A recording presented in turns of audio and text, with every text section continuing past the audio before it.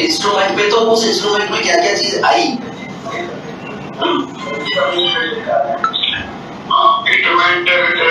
हाँ, इंस्ट्रूमेंट में तो होता है ये साहब कि कौन कौन सी चीज आप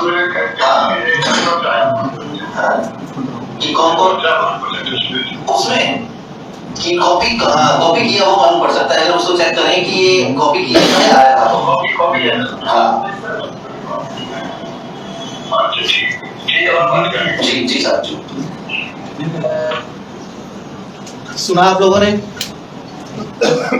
उनको वायरल करने के बाद भी खबर नहीं आई, तब तक मुख्यमंत्री जी ने मुझे 2 बार व्हाट्सएप कॉल करके ये पूछा कि अभी तक न्यूज में चला क्यों नहीं। मैंने कहा साहब अभी भेजा है, थोड़ा सा समय लगेगा। और जैसे ही वो खबर आई तब मुझे पता लगा कि इन ऑडियो क्लिप्स में है क्या, अन्यथा मुझे ये तक पता नहीं था कि इसमें क्या है। ऑडियो क्लिप्स किस चीज से संबंधित हैं, मुझे डायरेक्शन दिए गए और मैंने उनकी पालना की। ये आपने अभी एक इस ऑडियो में भी सुना कि मुख्यमंत्री जी किस तरह से मुझे ये पूछ रहे हैं कि आपने वही काम में लिया जो मैंने भेजा था। मुझसे पूछ रहे हैं कि आपने वो हैंडसेट तो डिस्ट्रॉय कर दिया ना, जिससे आपने सारे मीडिया के साथियों को वो क्लिप्स भेजी थी। मैंने कहा वो मैंने डिस्ट्रॉय कर दिया। मुझसे मेरा वो हैंडसेट डिस्ट्रॉय करवाया। लैपटॉप इसलिए बच गया क्योंकि इसका सीधा इन्वॉल्वमेंट कहीं शो नहीं हो रहा था। मुझे ये कहा कि इसे किसी अन्य राज्य में भेज दो, आपने उस क्लिप में सुना अभी, या इसे मेरे पास भिजवा दो, मैं आपको नया लैपटॉप दे दूंगा। साहब लैपटॉप की तो मुझे जरूरत है नहीं, लैपटॉप काफी है हमारे पास। तो ये सारी की सारी चीजें, अब इससे बड़ा सबूत किसे चाहिए? ऑडियो क्लिप कितनी? 3 ऑडियो क्लिप्स थी। उनमें जो वार्तालाप थी वो स्पष्ट रूप से मुझे नहीं पता किसकी थी किसकी नहीं थी। मुझे ये पेपर दिया गया जिसमें ये लिखा हुआ था कि गजेंद्र सिंह शेखावत बात कर रहे हैं बाकी के लोगों के साथ।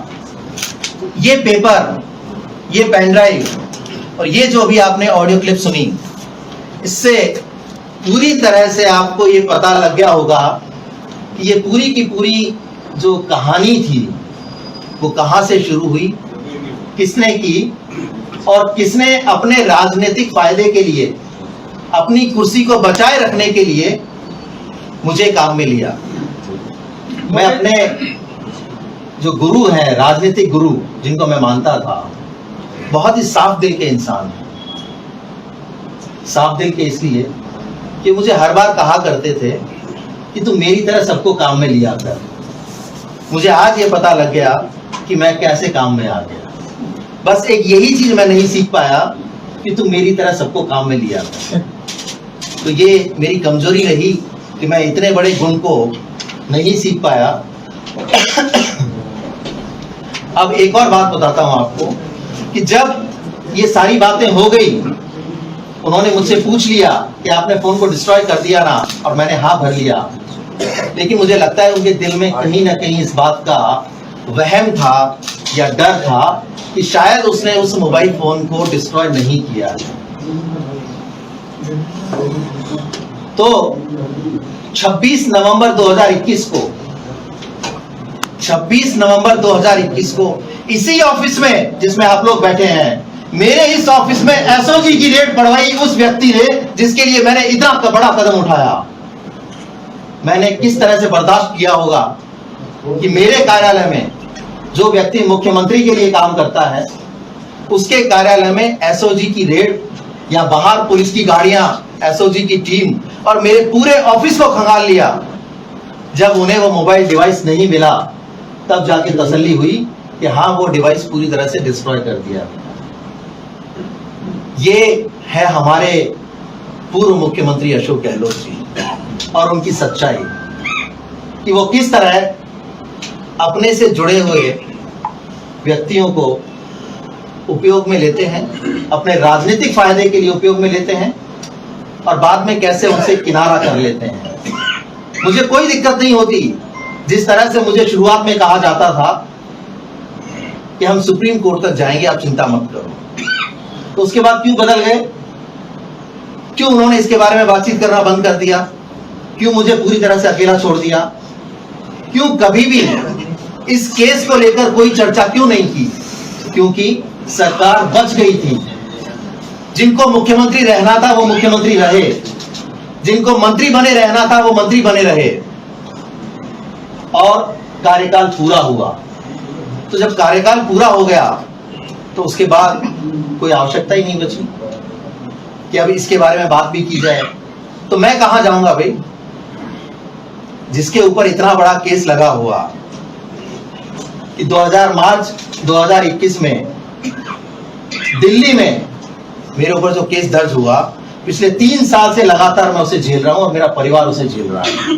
क्या बीतती होगी उन लोगों पर जब मैं सुबह 8 बजे क्राइम ब्रांच के ऑफिस में घुसता हूं और रात को 8 बजे निकलता हूं, मेरी कोई खैर खबर किसी को नहीं होती, ये तक पता नहीं होता कि मैं वहां किस स्थिति में हूं, क्या कर रहा हूं, मैं सकुशल हूं या नहीं हूं।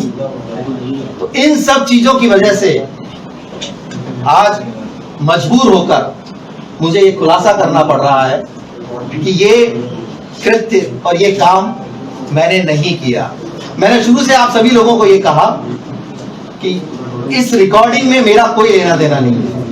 मुख्यमंत्री अशोक गहलोत ने, चाहे वो लीगल हो या इलीगल हो, इंटरसेप्शन उन्होंने करवाया और वो इंटरसेप्टेड क्लिप्स को इस पेन ड्राइव के जरिए मुझे दिया और मुझसे आप लोगों तक पहुंचवाया, और उसके बाद पूरे प्रदेश की जनता को ये जताने का प्रयास किया कि मेरी चुनी हुई सरकार को गिराने की साजिश रची जा रही है, और वो उस प्रयास में सफल भी हुए। आप सबके सामने है, कार्यकाल पूरा कर लिया, इससे बड़ी सफलता और क्या हो।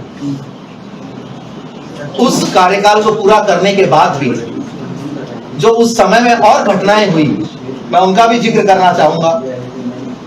इसी दौरान जब क्राइसिस चल रहा था तो मैंने आपको उदाहरण दिया कि तमाम ऐसे लोग, विधायक जो सचिन पायलट जी के साथ थे, उन सभी के फोन सर्विलांस पे थे। कुछ इनके अपने लोग भी जो इनकी बाड़ेबंदी में थे, उन तक के लोगों को भी फोन्स को सर्विलांस पे रखा हुआ था। फिर जैसे जैसे ये बात उठती थी कि भाई आज लोकेश को क्राइम ब्रांच ने बुलाया है, तो क्या करें, अब गजेंद्र सिंह जी के ऊपर कैसे दबाव बनाया जाए, कैसे प्रेशराइज किया जाए ताकि वो थोड़ी सी न्यूट्रल होने की भूमिका निभाएं। तो एक संजीवनी मामला जो चल रहा था, उसका राजनीतिक फायदा लेने के लिए किस तरह से उनकी छवि को धूमिल किया जाए, कैसे उनके ऊपर व्यक्तिगत आक्षेप लगाए जाएं, कैसे उनके परिवार को भी इसमें शामिल किया जाए। मुख्यमंत्री निवास पर रोजाना लगभग यही षड्यंत्र रचा जाता था कि केंद्रीय मंत्री गजेंद्र सिंह शेखावत और हमारी ही पार्टी के नेता सचिन पायलट, उनको किस तरह से डाउन किया जाए, कैसे उनको जनता के सामने उनकी छवि को खराब करने का प्रयास किया जाए। और वो लगातार करते भी रहे। संजीवनी से जुड़े हुए जितने लोग थे, उन लोगों को मुख्यमंत्री आवास बुलाया जाता था, उनके वीडियो रिकॉर्ड करके सिलसिलेवार उनको चलाया जाता था, ताकि ये उनकी जो छवि बनी हुई है और उनके ऊपर जो व्यक्तिगत आरोप लगाने का मौका उन्हें मिल सके और वो उसका राजनीतिकरण कर सके। ये उन्होंने पूरा प्रयास किया। एक और प्रदेश में सबसे बड़ा मुद्दा आज की तारीख में चल रहा है, वो है पेपर लीक का मुद्दा। वर्तमान सरकार पेपर लीक के मामले को लेकर बड़ा अच्छा काम कर रही है। वो प्रयास कर रही है कि जितने लोग उसमें शामिल हैं और उस लीक के दोषी हैं, उनकी तह तक पहुंचा जाए और उन्हें सजा दी जाए।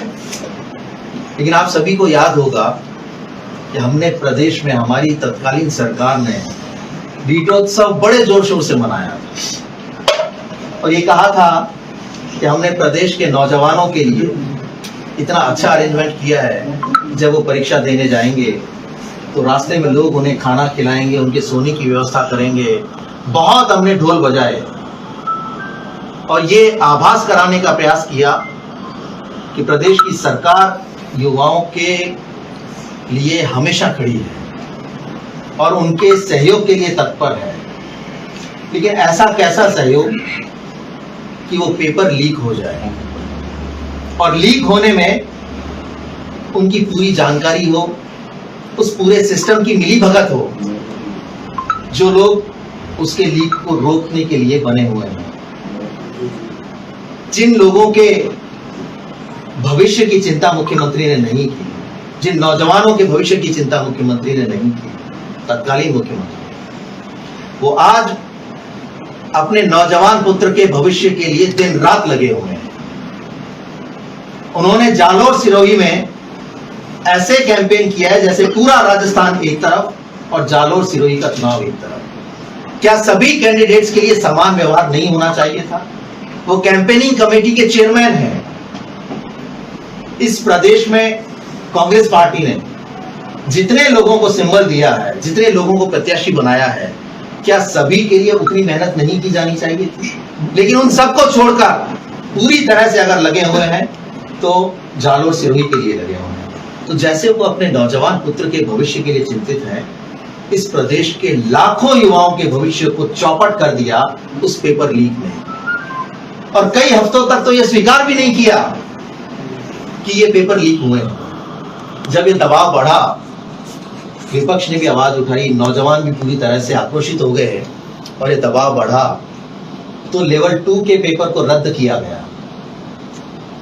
लेकिन सिर्फ रद्द करना ही पर्याप्त नहीं होता, उसमें जितने लोग शामिल हैं उनके खिलाफ कार्रवाई को लेकर भी बात की जाती है। एक और छोटी सी क्लिप आप लोगों को सुनाना चाहता हूं कि किस तरह माध्यमिक शिक्षा बोर्ड के चेयरमैन जारोली को जब उसमें इन्वॉल्व पाया गया तो ये कितने पशोपेश में थे सभी लोग कि इनके खिलाफ कौन सा एक्शन लिया जाए, इन्हें बर्खास्त कैसे किया जाए। उस बर्खास्तगी को लेकर बहुत चिंतन मनन हुआ। आखिर में बर्खास्त शब्द का प्रयोग किया गया क्योंकि वो कॉल भी मुझे ही किया था और मुझे कॉल करके ये बात कही गई थी। आप इसे भी एक बार सुनिए ताकि आपको पता लगेगा कि कैसे पेपर लीक में भी इनकी कितनी बड़ी भूमिका रही और कैसे इन्होंने अपने लोगों को बचाते हुए उन दोषियों के खिलाफ कार्रवाई नहीं की और मामले को दबा दिया।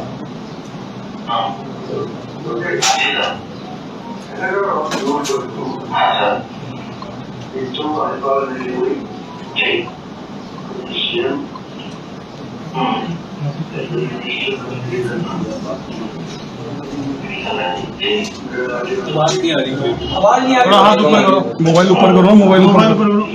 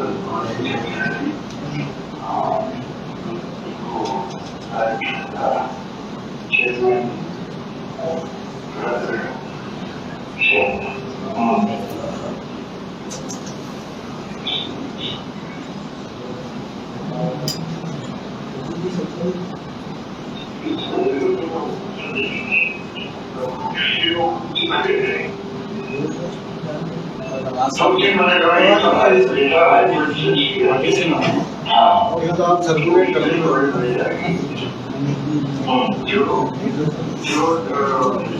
फ्यूचर में कोई ऐसी घटना नहीं हो,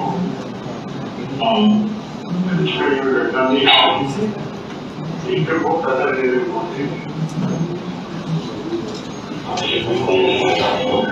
फ्यूचर में क्रिकेट पर लीग की और जो आगे पिछले हो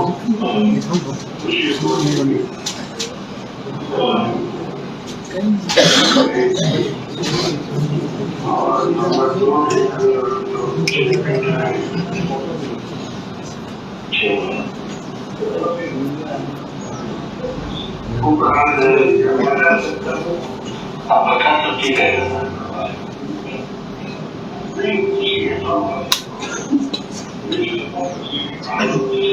यहाँ से बोला जाएगा अपना आदमी है।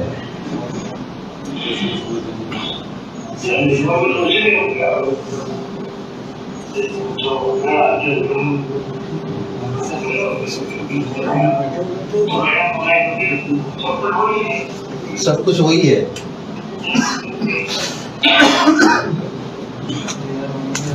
अपना आदमी है, सब कुछ वही है।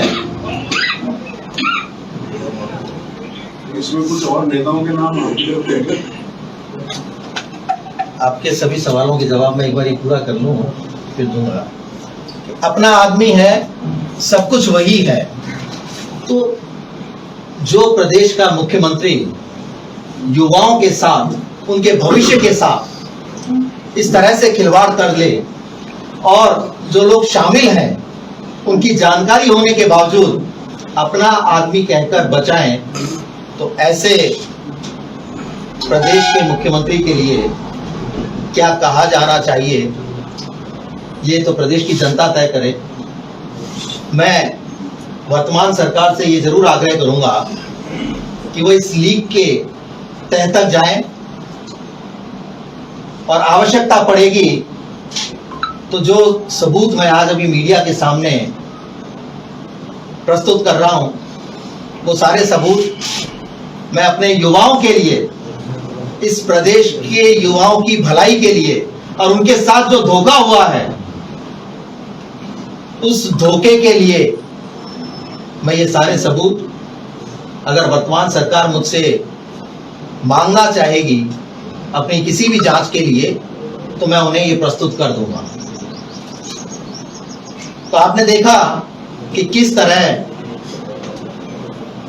रीट जैसी परीक्षा की जो पेपर लीक हुए और उसमें जो मिली भगत रही, उसका खुलासा आपने अभी इस ऑडियो में सुना। ये तमाम लोग उस मीटिंग में चर्चा कर रहे थे, लेकिन ये तय नहीं कर पा रहे थे कि किसे किस रूप में सजा देनी चाहिए, किसे बर्खास्त किया जाना चाहिए या बर्खास्त करें या नहीं करें, क्योंकि अपना आदमी है, सब कुछ वही है भाई। अगर उसको बर्खास्त कर दिया तो कल को कहीं ऐसा नहीं हो कि वो सीधा हमारा नाम ले दे। हालांकि अगले दिन उन्होंने ये कहा कि राजनीतिक लोगों की वजह से ये लीक हुआ है। जब बोर्ड अध्यक्ष, तत्कालीन बोर्ड अध्यक्ष डीपी जारोली ने अपना स्टेटमेंट दिया तो उन्होंने यही कहा कि राजनीतिक लोगों की वजह से ये लीक हुआ है, मेरा इससे कोई लेना देना नहीं है। तो या तो वो स्पष्ट करें कि वो कौन कौन से राजनीतिक लोग थे। मेरे पास जो सच्चाई थी वो उससे मैंने आप सभी को अवगत करा दिया कि किस तरह ये सभी लोग मिले हुए थे और जानकारी के बावजूद कोई बड़ा कदम नहीं उठाया गया। मेरे प्रदेश के युवाओं के भविष्य को खतरे में डाल दिया गया, जिसका खामियाजा आज तक भुगत रहे हैं। आप किसी भी शहर, गांव, ढाणी में चले जाइए तो लोग कहेंगे कि हमारा उस दिन का जो पेपर रद्द हुआ लीक की वजह से, किसी पार्टिसिपेंट की, किसी जो प्रतिभागी की उम्र पार हो गई, वो दोबारा उसको नहीं दे सकता। तो कौन करेगा उनके भविष्य को सुनिश्चित, और उस खामियाजी को कौन भुगतेगा? इसका तो कहीं ना कहीं कोई निस्तारण होने की आज आवश्यकता है, ताकि प्रदेश की जनता को पता लगे कि किस तरह से दो चेहरे होते हैं, शासन के और शासन के पीछे। वास्तविकता उन्हीं लोगों को पता होती है जो आसपास रहते हैं।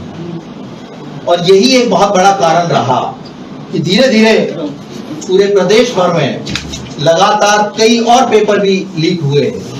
ये पेपर लीक हमारी तत्कालीन सरकार के गले की फांस बन चुका था। आपने देखा होगा कि विधानसभा चुनावों में किस तरह से राजस्थान के युवाओं ने अपने उस आक्रोश का प्रदर्शन किया और जो सरकार वापसी कर सकती थी वो 69 और 70 सीटों पे समझ के रही। लेकिन आज भी युवा आक्रोशित है, वो ये चाहता है कि उसके साथ न्याय हो, और मैं उम्मीद करता हूं कि ये सरकार उन्हें न्याय दिलाने के लिए प्रयास जरूर करेगी। आप सभी को पता है इस बात का कि अपनी कुर्सी को बचाने के लिए जिस तरह के खेल मुख्यमंत्री अशोक गहलोत ने खेले, शायद ही कोई राजनेता ऐसा करने का प्रयास करता होगा। अपनी कुर्सी को बचाए रखने के लिए सभी को खुली छूट दे दी, चाहे वो मंत्री हो या विधायक। खुला खेल खेलो, जिसको जो करना है करो, लेकिन मेरी कुर्सी बची रहनी चाहिए, मैं मुख्यमंत्री बना रहना चाहिए। उस तत्कालीन समय में भ्रष्टाचार ने अपने सारे रिकॉर्ड्स किए। ऐसा भ्रष्टाचार तो शायद ना देखा ना सुना। कोरोना काल सबको याद होगा। उस कोरोना काल में एक तरफ तो जिंदगी बचाने की जद्दोजहद थी और दूसरी तरफ उपकरणों की खरीद फरोख्त के नाम पे जम के भ्रष्टाचार। ऐसा भ्रष्टाचार कि अगर कोई संवेदनशील व्यक्ति हो तो वो ये जरूर समझेगा कि कम से कम ऐसे समय में जब पूरा विश्व उस महामारी से जूझ रहा हो, जहां प्राथमिकता जीवन बचाने की हो, वहां भी सिर्फ अपना फायदा देखने की बात की जा रही। उस वक्त ये बड़ी बड़ी खबरें छपी थी।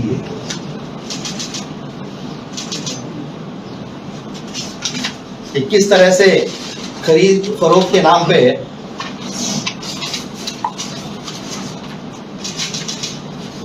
बड़े बड़े भ्रष्टाचार किए गए। एक खनन विभाग का 1000 करोड़ का घोटाला, इसका कोई जिम्मेदारी लेने को तैयार नहीं हुआ कि ये घोटाला किसने किया, क्योंकि जिम्मेदार तो सभी शामिल थे, सभी की मिली भगत थी। तो ऐसे कई घोटाले इस प्रदेश में हुए, चाहे वो खनन घोटाला रहा हो, कोरोना काल में उपकरणों की खरीद फरोख्त का घोटाला रहा हो, ग्रामीण और शहरी ओलंपिक का बड़ा ढिंढोरा पीटा गया कि हमने प्रदेश के गांवों में, ग्रामीण अंचल में युवाओं को और बुजुर्गों को एक साथ खेलने के लिए खड़ा कर दिया। अगर ये सरकार उन सभी घोटालों की तह में जाने का प्रयास करे तो पता लगेगा कि पिछली सरकार ने ऐसे कार्यक्रमों के नाम पर कितने हजारों करोड़ों का घोटाला किया। और जब सरकार अपने आखिरी सांसें ले रही थी, यानी आखिरी चरण में थी, तब मोबाइल बांटने को लेकर इस प्रदेश की महिलाओं को निःशुल्क मोबाइल देने की बात कही गई थी। लगभग 7,400 करोड़ 7,400 करोड़ की बात थी।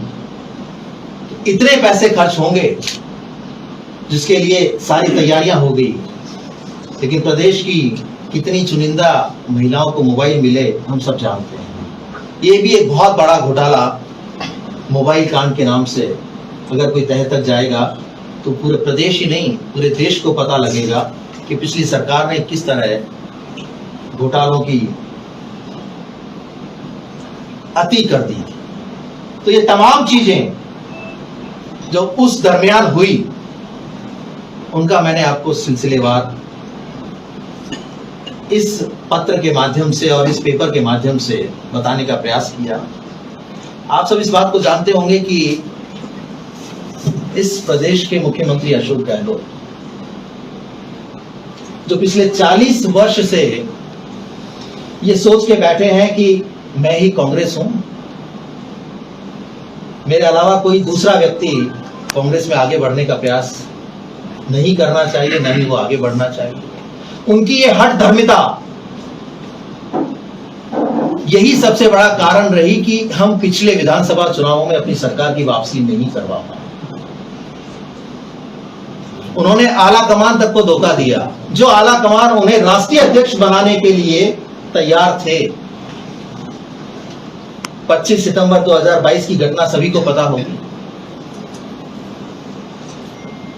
कि आला कमान के दूत के रूप में श्रीमान खड़गे जी और अजय माकन जी इस प्रदेश में आए, और वो जो भी एजेंडा लेकर आए थे, उस एजेंडे को सोची समझी रणनीति के तहत प्रायोजित रूप से पूरा नहीं होने दिया। मुख्यमंत्री जी दोपहर को जैसलमेर चले गए, तन्नोट माता के दर्शन किए।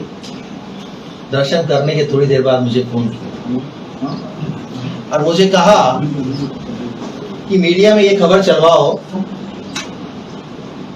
कि ये जितने विधायक धारीवाल जी के यहाँ इकट्ठे हुए हैं, इन सबकी एक ही मांग है कि हम में से किसी को मुख्यमंत्री बना दो, सचिन पायलट नहीं चलेगा। मुझसे वो खबर चलवाई कि और कोई मांग नहीं है इनकी। ये सारे इसलिए एकत्रित हुए हैं कि हम जितने भी लोग हैं जिन्होंने होटलों में रातें बिताई, उनमें से किसी को मुख्यमंत्री बना। तो सीधे तौर पर आला कमान की अवमानना की, उन्हें धोखे में रखा, उनको पूरी तरह से अंधेरे में रखते हुए सारे काम किए और उनकी इच्छा को, यानी ये हमेशा ये कहने का प्रयास करते हैं कि आला कमान जो कहेगा मैं तो उसी की पालना करूंगा, लेकिन वो हुआ नहीं। आला कमान की मंशा शायद कुछ और थी उस दिन, लेकिन वो पूरी नहीं हो पाई। और इसी तरह विधानसभा चुनाव में भी आला कमान को अंधेरे में रखा और ये उनको पूरी तरह से विश्वास दिलाने का प्रयास किया कि आप सब कुछ मेरे ऊपर छोड़ दो, मैं प्रदेश में सरकार की वापसी करवा के रहूंगा। चाहे टिकट देने की बात हो या किसको कहाँ किस तरह से उपयोग में लेना है उसकी बात हो, उन्होंने अपनी मनमर्जी चलाते हुए वो सभी तमाम टिकट्स को रिपीट किया जिनके बारे में चाहे स्वतंत्र एजेंसीज रही हो या हमारे फीडबैक रहे हो या AICC ने जो सर्वे करवाया हो वो रहा हो। सभी ने ये कहा कि लगभग 25 से 30 टिकट मिनिमम बदल देने चाहिए, अन्यथा ये सभी चुनाव हारेंगे। लेकिन वो नहीं माने। मुझे लगता है कि वो शायद किसी को मोबिलाइज करना चाह रहे थे, लेकिन मैं ये मानता हूं कि राजनीति का पहला धर्म सत्ता हासिल करना होता है और उस पहले धर्म को नहीं निभाते हुए सिर्फ अपने लोगों को ऑबलाइज करने की सोच रखने की वजह से हम अपनी सरकार की वापसी नहीं कर पाए। तो कांग्रेस के कार्यकर्ता जो अपने मन में ये सपने लिए बैठे थे कि इस बार कामों की वजह से, इस बार माहौल की वजह से हम अपनी वापसी करवाएंगे, वो वापसी नहीं हो पाई और इसका खामियाजा किसे उठाना पड़ता है? कांग्रेस के कार्यकर्ता को, जो सक्रिय रूप से कार्यकर्ता है, उसे ही उठाना पड़ता है। जो मंत्री रह लिए वो रह लिए, जो मुख्यमंत्री रहे वो मुख्यमंत्री रह लिए। एक वर्कर जो लगातार काम करता रहता है उसकी स्थिति बहुत खराब हो जाती है। लेकिन चूंकि हम तो यहाँ कांग्रेस को अपनी जेब में लिए चलते हैं, इसलिए ये सोचते हैं कि कोई जाए तो उसे जाने दिया जाए। जितने लोग कांग्रेस छोड़ के गए, सबको ये पता है कि सबने एक व्यक्ति का नाम अपने उस स्टेटमेंट में जरूर दिया। वो व्यक्ति थे पूर्व मुख्यमंत्री अशोक गहलोत, कि हमारी सुनवाई नहीं हो रही थी, हमें सुना नहीं गया, हमसे बात नहीं की गई, इसलिए हम मजबूर हैं कि हम अपनी पार्टी को छोड़ के दूसरी जगह जा रहे हैं। कोई यूं कुंबा नहीं बदलता। जिस पार्टी में 20-20, 25-25 वर्ष इसे काम करते हुए हो जाएं, जो जिस पार्टी से 3-3, 4-4 बार मंत्री रह ले, वो यूं ही नहीं अपना परिवार और अपनी पार्टी बदलता। लेकिन किसी ने प्रयास नहीं किया कि उनसे बातचीत की जाए, पता लगने के बावजूद कि इस तरीके से वो पार्टी से नाराज हैं या उनकी किसी बात से नाराज हैं, तो भी किसी ने प्रयास नहीं किया। उल्टे ये कहते जरूर सुना कि कोई जाता है तो हमें कोई फर्क नहीं पड़ता। अरे आज अगर यहाँ 20 लोगों की भीड़ है और इसमें से एक एक व्यक्ति जाना शुरू करे और हम उसे रोकेंगे नहीं, तो ये 20 के 20 बाहर चले जाएंगे और यहाँ कोई नहीं बचेगा, सिर्फ मेरे अलावा। तो ऐसे में कहाँ इस पार्टी का आगे भविष्य सुनिश्चित होगा? कौन करेगा इस पार्टी के भविष्य की आगे की तैयारी? इसलिए अब जरूरी हो गया कि नौजवानों को आगे लाया जाए, पूरी तरह से उनका साथ दिया जाए।